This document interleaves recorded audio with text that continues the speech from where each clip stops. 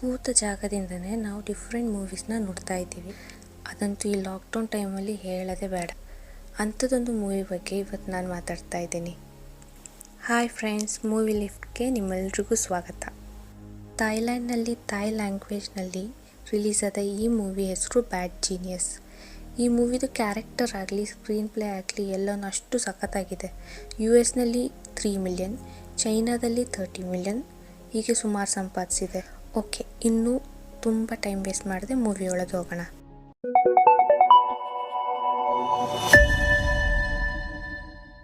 ಸರಿ, ಇನ್ನು ಸ್ಟೋರಿ ಒಳಗೆ ಹೋಗೋಣ. ಈ ಮೂವಿ ಸ್ಟಾರ್ಟಿಂಗ್ ಸೀನಲ್ಲೇ ಒಂದು ಸ್ಕೂಲ್ ಹುಡುಗಿನ ತೋರಿಸ್ತಾರೆ. ಅಪ್ಪ ತುಂಬ ಕಷ್ಟಪಟ್ಟು ಕೆಲಸ ಮಾಡಿ ಒಂದೊಳ್ಳೆ ಸ್ಕೂಲ್ಗೆ ಸೇರ್ಸೋಕ್ಕೆ ಕರ್ಕೊಂಡು ಬರ್ತಾರೆ. ಆಗ ಪ್ರಿನ್ಸಿಪಲ್ ಹತ್ರ ನನ್ನ ಮಗಳು ಎಷ್ಟೆಷ್ಟು ಸರ್ಟಿಫಿಕೇಟ್ ತಗೊಂಡಿದ್ದಾಳೆ ಅಂತ ಹೆಮ್ಮೆಯಾಗಿ ತೋರಿಸ್ತಾ ಇರಬೇಕಾದ್ರೆ ಆ ಪ್ರಿನ್ಸಿಪಲ್ ಹುಡುಗಿ ಹತ್ರ ಕೇಳ್ತಾರೆ, ನಿನಗೆ ಇಲ್ಲಿ ಓದೋಕ್ಕೆ ಇಂಟ್ರೆಸ್ಟ್ ಇದೆಯಾ ಅಂತ. ಆಗ ಅವಳು ಇಲ್ಲ ಅಂತ ಹೇಳ್ತಾಳೆ. ಯಾಕಂದರೆ ನಮ್ಮಪ್ಪ ತುಂಬ ಕಷ್ಟಪಟ್ಟು ಓದಿಸ್ತಾ ಇದ್ದಾರೆ ನಾನು ಇಲ್ಲಿ ಓದೋಕ್ಕೆ ಅಂತ ಬಂದರೆ 1.5 ಲಕ್ಷ ಖರ್ಚಾಗ್ತದೆ ಅಂತ. ಆಗ ಪ್ರಿನ್ಸಿಪಲ್ ಕೇಳ್ತಾರೆ, ಅದು ಹೇಗೆ, ನಮ್ಮ ಸ್ಕೂಲ್ ಫೀಸ್ ಇಲ್ಲಿ 2 ಟರ್ಮ್ ಕಟ್ಟೋದಾದರೂ 1,20,000 ಆಗೋದು, ಅದು ಹೇಗೆ 1.5 ಲಕ್ಷ ಅಂತೀಯಾ ಅಂತ. ಆಗ ಅವಳು ಸ್ಕೂಲ್ ಫೀಸ್ ಜೊತೆಗೆ ಲಂಚ್, ಪೆಟ್ರೋಲ್ ಮತ್ತು ಇಷ್ಟಿಷ್ಟು ಕಿಲೋಮೀಟರ್ ಟ್ರಾವೆಲ್ ಮಾಡಬೇಕು ಅಂತ ಕ್ಯಾಲ್ಕುಲೇಷನ್ ಎಲ್ಲ ಹಾಕಿ ಆಲ್ಗೋರಿಥಮ್ ಎಲ್ಲ ಹಾಕಿ ಟೋಟಲ್ ಮಾಡಿ ಒಂದು ಟೋಟಲ್ ಅಮೌಂಟ್ ಹೇಳ್ತಾಳೆ. ಆಗ ಪ್ರಿನ್ಸಿಪಲ್ ಇವಳ ಟ್ಯಾಲೆಂಟ್ನ ನೋಡಿಬಿಟ್ಟು, ಸರಿ ನೀ ಇಲ್ಲಿ ಫ್ರೀಯಾಗೇ ಓದು ಅಂತ ಫ್ರೀಗೇ ಸೀಟ್ ಕೊಟ್ಬಿಡ್ತಾರೆ. ಅಲ್ಲಿ ನಮ್ಮ ಹೀರೋಯಿನ್ಗೆ ಒಂದು ಹುಡುಗಿ ಫ್ರೆಂಡ್ ಆಗ್ತಾಳೆ. ಅವಳು ತುಂಬಾ ದತ್ತಿ. ಅವಳಿಗೆ ಒಂದು ಸಲ ಕ್ವಶನ್ ಪೇಪರೇ ಸಿಕ್ಕಿರುತ್ತೆ. ಅದು ಕ್ವಶನ್ ಪೇಪರ್ ಅಂತಲೇ ಗೊತ್ತಿಲ್ಲದೆ ಹೀರೋಯಿನ್ ಆ ಕ್ವಶನ್ಸ್ನ ಅವಳಿಗೆ ಎಕ್ಸಾಮ್ಗಿಂತ ಮುಂಚೆ ಹೇಳಿಕೊಟ್ಟಿರ್ತಾಳೆ ಕೂಡ. ಡೈರೆಕ್ಟ್ ಎಕ್ಸಾಮ್ ದಿನ ಬಂದಾಗನೇ ಹೀರೋಯಿನ್ಗೂ ಗೊತ್ತಾಗೋದು ಆ್ಯಕ್ಚುಲಿ ಒಂದು ಟೀಚರ್ ಕ್ವಶನ್ ಪೇಪರ್ನ ಇವಳಿಗೆ ಲೀಕ್ ಮಾಡಿರ್ತಾರೆ. ಯಾಕಂದರೆ ಅವ್ರ ಹತ್ರ ಇವಳು ಟ್ಯೂಷನ್ಗೆ ಹೋಗ್ತಾ ಇರ್ತಾಳೆ. ಏನೇ ಹೀರೋಯಿನ್ ಆ ಹುಡುಗಿಗೆ ಎಕ್ಸ್ಪ್ಲೇನ್ ಮಾಡಿದ್ರು ಆ ದತ್ತಿಗೆ ತಲೆಗೇನೆ ಹೋಗ್ತಾ ಇರಲ್ಲ. ಮತ್ತೆ ಅವಳ ಮುಖ ನೋಡಿ ಪಾಪ ಅನಿಸಿ ಎಕ್ಸಾಮ್ ಹಾಲ್ನಲ್ಲೇ ಹೆಲ್ಪ್ ಮಾಡೋಕ್ಕೆ ಪ್ಲ್ಯಾನ್ ಮಾಡ್ತಾಳೆ. ಆನ್ಸರ್ ಶೀಟ್ನಲ್ಲಿ ABCD ಮಾತ್ರ ಇರುತ್ತೆ. ಯಾವುದಾದ್ರೂ 4ರಲ್ಲಿ ಒಂದು ಆನ್ಸರ್ ಆಗಿರುತ್ತೆ. ಅದಕ್ಕೆ ಹೀರೋಯಿನ್ ಇರೇಸರ್ನಲ್ಲಿ ಎಲ್ಲ ಸರಿ ಆನ್ಸರ್ನ ಬರೆದು ಅವಳ ಶೂಸ್ ಒಳಗಡೆ ಹಾಕಿ ಹಿಂದಕ್ಕೆ ಪಾಸ್ ಮಾಡಿಬಿಡ್ತಾಳೆ. ಅದನ್ನು ಅವಳು ತಗೊಂಡು ಅವಳ ಶೂಸ್ನ ಹೀರೋಯಿನ್ ಪಾಸ್ ಮಾಡಿದ ಥರ ಮುಂದಕ್ಕೆ ಪಾಸ್ ಮಾಡೋಕ್ಕೆ ಟ್ರೈ ಮಾಡೋದ್ರಲ್ಲಿ ಅದು ಇನ್ನೂ ಮುಂದೆ ಹೋಗ್ಬಿಡುತ್ತೆ. ಮತ್ತೆ ಅದನ್ನು ಮ್ಯಾನೇಜ್ ಮಾಡೋಕ್ಕೋಸ್ಕರ ಎದ್ದು ಹೋಗುವಾಗ ಹಾಕ್ಕೊಂಡು ಹೋಗೋ ಥರ ಮಾಡಿ ಅಲ್ಲಿಂದ ಹೊರಗೆ ಹೋಗ್ಬಿಡ್ತಾಳೆ.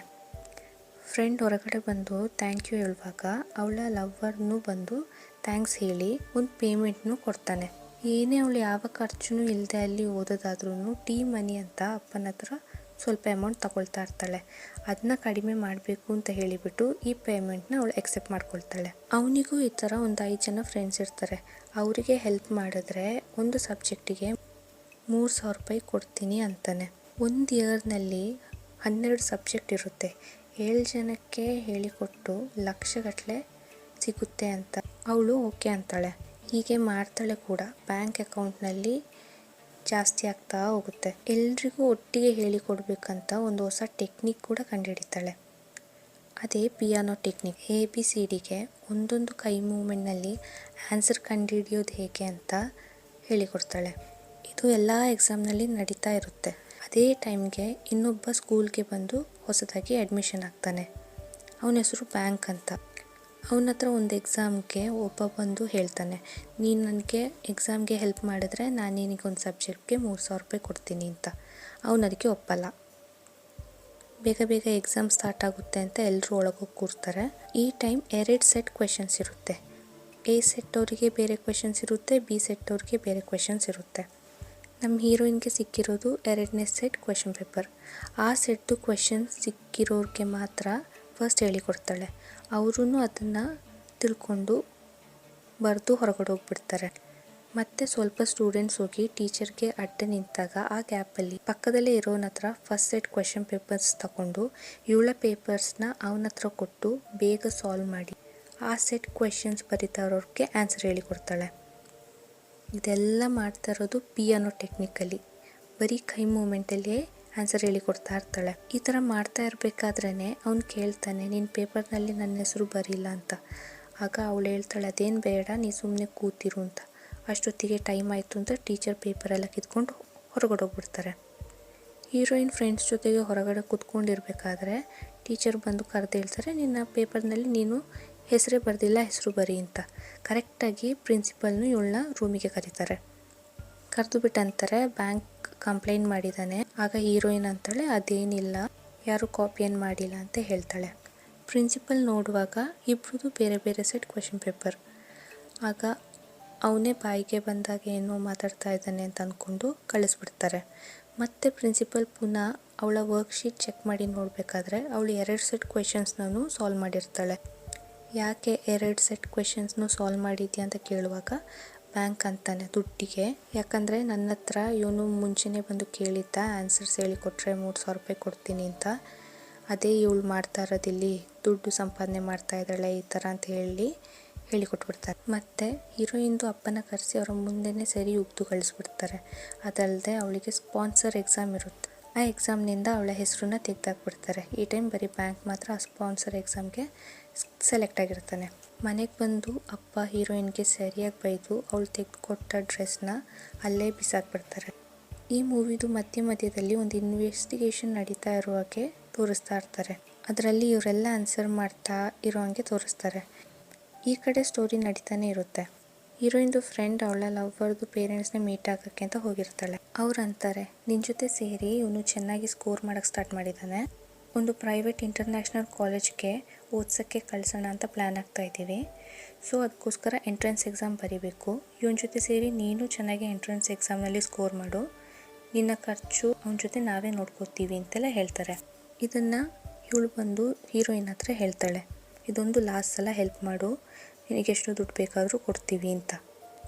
ಸ್ಟಾರ್ಟಿಂಗ್ ಆಗಲ್ಲ ಅಂತಾಳೆ, ಮತ್ತು ಏನು ಯೋಚನೆ ಮಾಡಿದ್ಲು ಏನೋ ಒಪ್ಕೊಳ್ತಾಳೆ. ಮತ್ತು ಇದಕ್ಕೊಂದು ಸೂಪರ್ ಐಡಿಯಾ ಕಂಡುಹಿಡಿತಾಳೆ. ಅದೇನೆಂದರೆ ಎಲ್ಲರೂ ವರ್ಲ್ಡ್ ವೈಡ್ ಒಂದೇ ಸಮನೆ ಎಕ್ಸಾಮ್ ಬರೀತಾರೆ, ಆದರೆ ಎಲ್ರದ್ದು ಟೈಮ್ ಝೋನ್ ಒಂದೇ ರೀತಿ ಇರಲ್ಲ.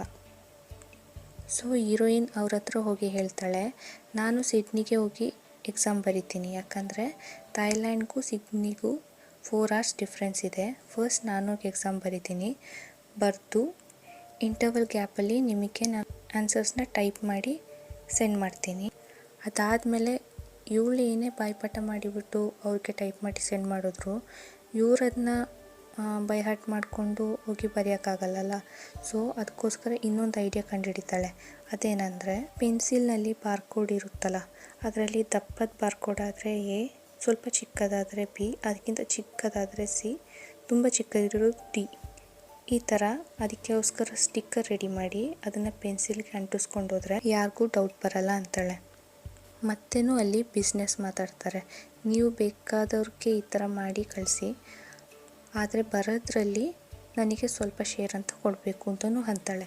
ಆದರೆ ಅಷ್ಟು ಸೆಟ್ ಕ್ವೆಶನ್ ಪೇಪರ್ನ ಒಂದೇ ಸಮನೆ ಬೈ ಹಾರ್ಟ್ ಮಾಡೋದು ತುಂಬ ಕಷ್ಟ ಇದೆ. ಸೊ ನನಗೆ ಯಾರಾದರೂ ಒಬ್ಬರು ಎಕ್ಸ್ಟ್ರಾ ಜನ ಬೇಕು, ಇದಕ್ಕೆ ಬ್ಯಾಂಕ್ ಜೊತೆಗಿದ್ರೆ ನಡೀತದೆ, ಆದರೆ ಇದಕ್ಕೆ ಅವನು ಒಪ್ತಾನ ಗೊತ್ತಿಲ್ಲ, ಒಂದ್ಸಲ ನಾನು ಕೇಳಿ ನೋಡ್ತೀನಿ ಅಂತ ಹೇಳಿಬಿಟ್ಟು ಅವನ ಹತ್ರ ಕೇಳಕ್ಕೆ ಹೋಗ್ತಾಳೆ. ಬ್ಯಾಂಕ್ನು ಅದೇ ಟೈಮ್ಗೆ ಸ್ಪಾನ್ಸರ್ ಎಕ್ಸಾಮ್ ಟೈಮಲ್ಲಿ ಯಾರೋ ಹೊಡೆದು ವೇಸ್ಟ್ ಬಿಸಾಡೋಲ್ಲಿ ಬಿಸಾಕಿರ್ತಾರೆ. ಸೊ ಅದರಿಂದ ಅವನು ಎಕ್ಸಾಮ್ ಬರೆಯೋಕ್ಕಾಗದೆ ಅದೇ ಬೇಜಾರಲ್ಲಿ ಮನೇಲಿರ್ತಾನೆ. ಆಗ ನಮ್ಮ ಹೀರೋಯಿನ್ ಹೋಗಿ ಸಾರಿ ಎಕ್ಸಾಮ್ ಬರೆಯೋದೇ ಆಗಿದ್ದಕ್ಕೆ, ಇಂಟ್ರೆಸ್ಟ್ ಇದ್ದರೆ ಈ ಅಡ್ರೆಸ್ಗೆ ಬಾ ಅಂತ ಹೇಳಿಬಿಟ್ಟು ಇವರು ಮಾತಾಡ್ತಾ ಇರೋಂಥ ಆ ಫ್ಯಾಕ್ಟ್ರಿಗೆ ಕರೆಸ್ತಾರೆ. ಆಗ ಹೀರೋಯಿನ್ ಹೋಗಿ ಸಾರಿ ಎಕ್ಸಾಮ್ ಬರೆಯೋದೇ ಆಗಿದ್ದಕ್ಕೆ, ಇಂಟ್ರೆಸ್ಟ್ ಇದ್ದರೆ ಈ ಅಡ್ರೆಸ್ಗೆ ಬಾ, ಪ್ರೈವೇಟ್ ಕಾಲೇಜ್ನಲ್ಲಿ ನಿಮಗೆ ಓದೋ ಚಾನ್ಸ್ ಸಿಗುತ್ತೆ ಅಂತಾಳೆ. ಅಲ್ಲಿ ಹೀರೋಯಿನ್ ಫುಲ್ ಪ್ಲ್ಯಾನ್ ಎಕ್ಸ್ಪ್ಲೇನ್ ಮಾಡ್ತಾ ಇರ್ತಾಳೆ. ಬ್ಯಾಂಕ್ ಹೇಳ್ತಾನೆ ನನಗೆ ಎಷ್ಟು ಶೇರ್ ಸಿಗುತ್ತೆ ಇದರಲ್ಲಿ ಅಂತ. ಆಗ ಅವಳು ಅಂತಾಳೆ 10 lakhs ಸಿಗುತ್ತೆ ಅಂತ. ಸರಿ ನಿಂಗೆಷ್ಟು ಸಿಗ್ತದೆ ಅಂತ ಕೇಳ್ತಾನೆ. ಆಗ ಅವಳು ಅಂತಾಳೆ 20 lakhs ಅಂತಾಳೆ. ಹೇಗೆ ಕಾಪಿ ಹೊಡಿಯೋದು ಅಂತ ಮಾತ್ರ ಅಲ್ಲ, ಸಿಕ್ಕಾಕೊಂಡ್ರೆ ಏನು ಮಾಡಬೇಕು ಅಂತಲೂ ಟ್ರೈನಿಂಗ್ ತಗೊಳ್ತಾ ಇರ್ತಾರೆ. ಈ ಮೂವಿ ಮಧ್ಯದಲ್ಲಿ ಇನ್ವೆಸ್ಟಿಗೇಷನ್ ಮಾಡುವಂಗೆ ತೋರಿಸ್ತಾ ಇರ್ತಾರಲ್ಲ, ಅದಿದನ್ನೇ. ಫಸ್ಟ್ ಹೀರೋಯಿನ್ ಸಿಕ್ಕಾಕೊಂಡ್ರೆ ಅವಳ ಬಗ್ಗೆ ಕೇಳಿದ್ರೆ ಏನೇನು ಹೇಳಬೇಕು ಅಂತ ಇವ್ರಿಗೆ ಟ್ರೈನಿಂಗ್ ಕೊಡ್ತಾರೆ. ಸೆಕೆಂಡ್ ಬ್ಯಾಂಕ್ ಸಿಕ್ಕಾಕೊಂಡ್ರೆ ಏನು ಹೇಳ್ತೀಯ ಅಂತೇಳಿ ಕೇಳೋತ್ತಿಗೆ ಅವನಂತಾನೆ ಬ್ಯಾಂಕ್ನ ನಮಗೆ ಕಂಡ್ರೇ ಆಗಲ್ಲ, ಅವನ ಹತ್ರ ಜಾಸ್ತಿ ಏನು ಮಾತಾಡಲ್ಲ, ಅದಲ್ಲದೆ ಅವನು ಏಟು ತಿಂದಿದ್ದು ಅವನ್ನ ಯಾರೋ ವೇಸ್ಟ್ ಬಿಸಾಕಿದ್ದನ್ನೆಲ್ಲ ಹೇಳ್ಬೇಕಾದ್ರೆ ಬ್ಯಾಂಕಿಗೆ ಕೋಪ ಬಂದು ಅವನಿಗೆ ಸರಿ ಹೊಡೆಯೋಕ್ಕೆ ಸ್ಟಾರ್ಟ್ ಮಾಡ್ತಾನೆ. ಯಾಕಂದರೆ ಬ್ಯಾಂಕ್ನ ಹೊಡೆದಿದ್ದು ಎಲ್ಲರಿಗೂ ಗೊತ್ತುಂಟು, ಆದರೆ ಅವನ್ನ ವೇಸ್ಟ್ ಬಿಸಾಡಿರೋ ಅಲ್ಲಿ ಬಿಸಾಕಿದ್ದು ಅವ್ನು ಇದುವರೆಗೆ ಯಾರ ಹತ್ರನೂ ಹೇಳಿರಲ್ಲ. ಇವನಿಗೆ ಹೀಗೆ ಗೊತ್ತಾಗೋದು ಜನ ಇಟ್ಟು ಇವನಿಗೆ ಕೆಲಸ ಮಾಡಿಸಿದ್ದಾನೆ, ಆ ಎಕ್ಸಾಮ್ ಬರೆಯೋದು ತಪ್ಪಿಸಿದ್ರೆ ಮಾತ್ರ ಈ ಎಕ್ಸಾಮ್ಗೆ ಅವನು ಹೆಲ್ಪ್ ಮಾಡೋದು, ಅದಕ್ಕೋಸ್ಕರ ಅವನ ಹತ್ರ ಮಾಡಿರ್ತಾನೆ. ಕೋಪದಲ್ಲಿ ಎಲ್ಲರನ್ನ ಬಿಟ್ಟು ಹೋಗ್ಬಿಡ್ತಾನೆ. ಮತ್ತು ಸಡನ್ನಾಗಿ ರಿಟರ್ನ್ ಹೀರೋಯಿನ್ ಹತ್ರ ಬಂದು ಹೇಳ್ತಾನೆ, ನನಗೆ ದುಡ್ಡು ಅವಶ್ಯಕತೆ ಇದೆ, ಮಾಡ್ತೀನಿ ಅಂತ. ಇಬ್ಬರು ಸಿಡ್ನಿ ಹೋಗ್ತಾರೆ. ಫಸ್ಟ್ ಸೆಕ್ಷನ್ 45 ಮಿನಿಟ್ಸ್ ನಡೆಯುತ್ತೆ ಮತ್ತು 10 ಮಿನಿಟ್ಸ್ ಬ್ರೇಕ್ ಇರುತ್ತೆ. ಆನ್ಸರ್ಸ್ನೆಲ್ಲ ಇಬ್ಬರು ಮಗ್ಗಪ್ ಮಾಡಿಕೊಂಡು ಬೇಗ ಬ್ರೇಕ್ನಲ್ಲಿ ವಾಶ್ರೂಮ್ ಹೋಗಿ ಅಲ್ಲೇ ಟಾಯ್ಲೆಟ್ದು ಫ್ಲಶರ್ದು ಕ್ಯಾಪ್ ಇರುತ್ತಲ್ಲ, ಆ ಕ್ಯಾಪದು ಅಡಿಯಲ್ಲಿ ಮೊಬೈಲ್ನ ಅಣಿಸಿಟ್ಟಿರ್ತಾರೆ. ಬೇಗ ಮೊಬೈಲ್ ತೆಗೆದು ಆನ್ಸರ್ಸ್ನೆಲ್ಲ ಟೈಪ್ ಮಾಡಿ ಹೀರೋಯಿನ್ ಕಳಿಸ್ತಾಳೆ, ಅದರ ಬ್ಯಾಂಕ್ ಕಳಿಸಲ್ಲ. ಅಷ್ಟೊತ್ತಿಗೆ ಅವನು ಒಂದು ಮೆಸೇಜ್ ಹಾಕ್ತಾನೆ, ನನಗೆ ಎಕ್ಸ್ಟ್ರಾ 10 lakhs ಕಳಿಸಿದ್ರೆ ಮಾತ್ರ ನಾನು ಆನ್ಸರ್ಸ್ ಕಳಿಸೋದು ಅಂತ. ಅವ್ರಿಗೆ ಬೇರೆ ದಾರಿ ಇರಲ್ಲ. ಕೋಪದಲ್ಲಿ ಬರೀ 4 lakhs ಮಾತ್ರ ಇರೋದು ಅಂತ ಕಳಿಸ್ತಾರೆ. ಇಮಿಡಿಯೇಟ್ ಪೇಮೆಂಟ್ ಮಾಡೋಕ್ಕೆ ಹೇಳ್ತಾನೆ. ಅವರು ಪೇಮೆಂಟ್ ಮಾಡಿದ್ಮೇಲೆ ಅವನು ಆನ್ಸರ್ಸ್ ಕಳಿಸ್ತಾನೆ.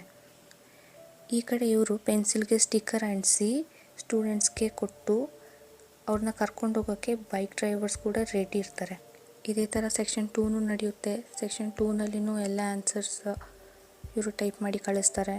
ಇನ್ನು ಸೆಕ್ಷನ್ 3 ಬಂದಾಗ ಇದೇ ಥರ ಆನ್ಸರ್ಸ್ ಕಳಿಸ್ತಾ ಇರಬೇಕಾದ್ರೆ ಬ್ಯಾಂಕ್ ತುಂಬ ಹೊತ್ತು ವಾಶ್ರೂಮ್ ಒಳಗೆ ಇದ್ದಿದ್ದರಿಂದ ಡೌಟಾಗಿ ಯಾರೋ ಹೋಗಿ ಕಂಪ್ಲೇಂಟ್ ಮಾಡಿಬಿಡ್ತಾರೆ. ಎಕ್ಸಾಮ್ ಕೌನ್ಸಿಲರ್ ಬಂದು ಡೋರ್ ತಟ್ತಾರೆ, ಇವನು ಓಪನೇ ಮಾಡಲ್ಲ.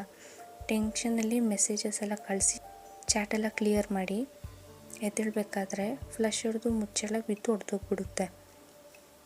ಸರಿ ಅಂತ ಮೊಬೈಲ್ ಫ್ಲಶ್ ಮಾಡೋಕ್ಕೆ ನೋಡ್ತಾನೆ, ಆದರೆ ಅದು ಅಲ್ಲೇ ಸಿಕ್ಕಾಕೊಂಡ್ಬಿಡುತ್ತೆ. ಮೊಬೈಲ್ ಜೊತೆಗೆ ಸಿಕ್ಕಾಕೊಳ್ತಾನೆ. ಈ ಕಡೆ ಹೀರೋಯಿನ್ದು ಡೋರ್ನೂ ತಟ್ತಾ ಇರ್ತಾರೆ. ಸೊ ಆ ಮೊಬೈಲ್ನ ಶೂಸ್ ಒಳಗಿಟ್ಟು ಹೊರಗಡೆ ಬರ್ತಾಳೆ. ಆದರೆ ಈ ಮೊಬೈಲ್ನ ತೊಗೊಂಡು ಒಳಗಡೆ ಹೋಗೋಕ್ಕಾಗಲ್ಲ, ಸಿಕ್ಕಾಕೊಳ್ತಾಳೆ. ಸೊ ನೀರು ಕುಡಿಯೋ ನೆಪದಲ್ಲಿ ಅಲ್ಲೇ ಇದ್ದ ವಾಟರ್ ಮಿಷಿನ್ದು ಅಡಿಯಲ್ಲಿ ಮೊಬೈಲ್ನ ಉಸಿಟ್ಟು ಬಿಡ್ತಾಳೆ. ಈಗ ಸೆಕ್ಷನ್ 4 ಬರುತ್ತೆ. ಅವನು ಅಲ್ಲಿ ಸಿಕ್ಕಾಕೊಂಡಿದ್ದಾನೆ. ವಾಟರ್ದು ಮಿಷಿನ್ ಹತ್ರ ಮೊಬೈಲ್ ಇದೆ. ಈ ಎಲ್ಲ ಟೆನ್ಷನ್ ಜೊತೆಗೆ ಆನ್ಸರ್ಸ್ ಮಗ್ಗಪ್ ಕೂಡ ಮಾಡಬೇಕು. ಹೀರೋಯಿನ್ ತುಂಬ ಕಷ್ಟಪಡ್ತಾಳೆ ಮಗ್ಗಪ್ ಮಾಡೋಕ್ಕೆ. ಮತ್ತು ಅವಳಿಗೆ ಲಾಸ್ಟಿಗೆ ಸಿಕ್ಕೋ ಐಡಿಯಾ ಏನಂದರೆ ಫಸ್ಟ್ ಮಾಡ್ತಾಯಿದ್ದ ಆ ಪಿಯಾನೋ ಟೆಕ್ನಿಕ್. ಅದನ್ನು ಇಟ್ಕೊಂಡು ಎಲ್ಲ ಆನ್ಸರ್ಸ್ ನನಗೆ ಬಾಯಿಪಾಠ ಹೊಡ್ಕೊಂಡು ಮತ್ತೆ ಅಲ್ಲಿಂದ ಅರ್ಜೆಂಟಾಗಿ ಹೊರಗಡೆ ಹೋಗಬೇಕು. ಸೊ ಪೆನ್ಸಿಲ್ನ ಬಾಯೊಳಗೆ ಹಾಕಿ ವಾಂತಿ ಮಾಡಿ ಅಲ್ಲಿಂದ ಹೊರಗೆ ಬರ್ತಾಳೆ. ಈ ಕಡೆ ಹೀರೋಯಿನ್ ಅಪ್ಪ ಇವಳನ್ನ ಹುಡ್ಕೊಂಡು ಫ್ಯಾಕ್ಟ್ರಿಗೆ ಬಂದುಬಿಡ್ತಾರೆ. ಮತ್ತೆ ಚೀಟಿಂಗಾ ಅಂತ ಕೇಳ್ಕೊಂಡಿರ್ತಾರೆ. ಅಷ್ಟೊತ್ತಿಗೆ ಕರೆಕ್ಟಾಗಿ ಹೀರೋಯಿನ್ ಅಲ್ಲಿಂದ ಟೊಯ್ ಅಂತ ಮೆಸೇಜಸ್ ಕಳಿಸ್ತಾನೇ ಇರ್ತಾಳೆ. ಎಲ್ಲಿ ಅಪ್ಪ ಮೊಬೈಲ್ ನೋಡ್ತಾರೆ ಅಂತ ಭಯದಲ್ಲಿ ಬ್ಯಾಂಕ್ ಮತ್ತು ನಿಮ್ಮ ಮಗಳು ಲವರ್ಸ್ ಅವರು ಟ್ರಿಪ್ ಅಂತ ಸಿಡ್ನಿ ಹೋಗಿದ್ದಾರೆ ಅಂತ ಹೇಳ್ಬಿಡ್ತಾರೆ. ಇದನ್ನು ಕೇಳಿ ಅವರ ಅಪ್ಪನಿಗೆ ಏನು ಮಾತಾಡೋಕ್ಕಾಗಲ್ಲ, ಹಾಗೆ ಸುಮ್ಮನೆ ಹೋಗ್ಬಿಡ್ತಾರೆ. ಹೀರೋಯಿನ್ ದಾರಿ ಉದ್ದಕ್ಕೂ ಆನ್ಸರ್ಸ್ ಟೈಪ್ ಮಾಡ್ಕೊಂಡು ನಡೀತಾನೇ ಇರ್ತಾಳೆ. ಆದರೆ ಇವಳನ್ನ ಕೌನ್ಸಿಲರ್ ಫಾಲೋ ಮಾಡ್ತಾನೆ ಇರ್ತಾರೆ. ಇವಳು ಟೈಪ್ ಮಾಡಿಕೊಂಡು ರೈಲ್ವೆ ಸ್ಟೇಷನ್ ಒಳಗೆ ನುಗ್ಗಿ ಮೊಬೈಲ್ನ ಬೇರೆಯವ್ರ ಬ್ಯಾಗಲ್ಲಿ ಹಾಕಿ ಪಕ್ಕದಲ್ಲೇ ಇದ್ದ ಫುಡ್ಡದೊಂದು ಮಿಷಿನ್ ಬರುತ್ತಲ್ಲ, ಅಲ್ಲಿಂದ ಚಿಪ್ಸ್ ಜ್ಯೂಸ್ ಎಲ್ಲ ತೆಗೆದು ಅವಳ ಬಾಳೊಳಗೆ ಹಾಕಿ ಕರೆಕ್ಟಾಗಿ ಕೌನ್ಸಿಲರ್ ಅವಳ ಪಕ್ಕದಲ್ಲಿ ಬರಬೇಕಾದ್ರೆ ವಾಂತಿ ಮಾಡೋಂಗೆ ಮಾಡ್ತಾಳೆ. ಏನಕ್ಕೆ ಅರ್ಜೆಂಟಲ್ಲಿ ಓಡಿ ಬಂದೆ ಅಂದರೆ ಹುಷಾರಿಲ್ಲ ಅಂತ ಒಂದು ನೆಪನೂ ಅವಳಿಗೆ ಸಿಕ್ತು. ಹಾಗೆ ಅವಳು ಎಸ್ಕೇಪ್ ಆಗಿಬಿಡ್ತಾಳೆ.